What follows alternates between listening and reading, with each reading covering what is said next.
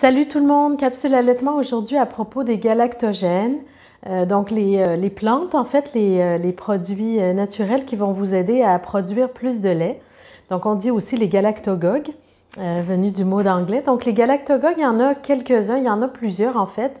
Et puis évidemment après il y a des cultures, il y a des faits culturels qui influencent aussi la croyance sur les aliments ou les plantes qui donnent du lait.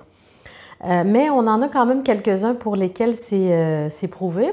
Ce sont des molécules très actives qui peuvent être utilisées aussi pour d'autres choses. Donc, les plus connus ici de ce côté de l'Atlantique, c'est le fenugrec et le chardon béni. Alors, ce sont deux plantes vraiment très intéressantes. Le fenugrec, lui, va servir aussi à stimuler l'appétit. Donc, pour les femmes qui perdent qui perdent beaucoup de poids en allaitant, il y en a certaines pour qui c'est pas évident. Ça leur prend vraiment toute leur énergie et toute leur force.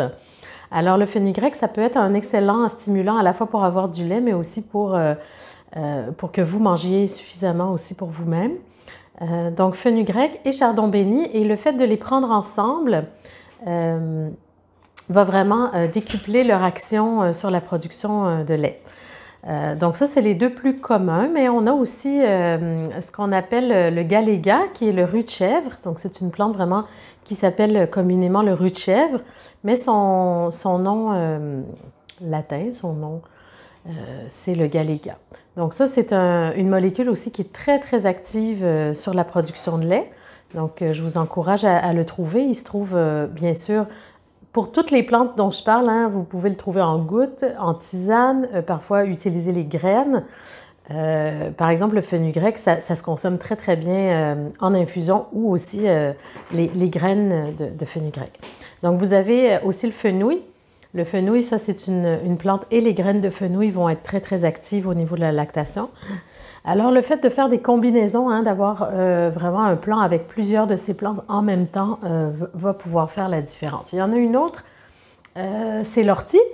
Ici au Québec, on a des orties et c'est vraiment une plante excellente qui a d'autres vertus, bien sûr, que son effet sur la production de lait.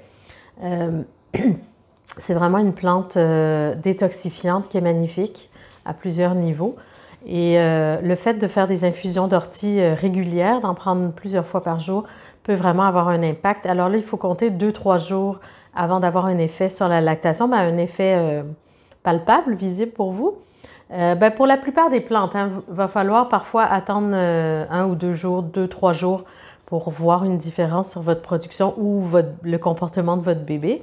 Mais voilà, c'est déjà des outils que vous avez sous la main avant si vous avez un manque de lait ou l'impression d'un manque de lait, si votre bébé ne prend pas de poids suffisamment ou que vous cherchez des méthodes pour améliorer votre allaitement, l'efficacité surtout des tétés au niveau du bébé.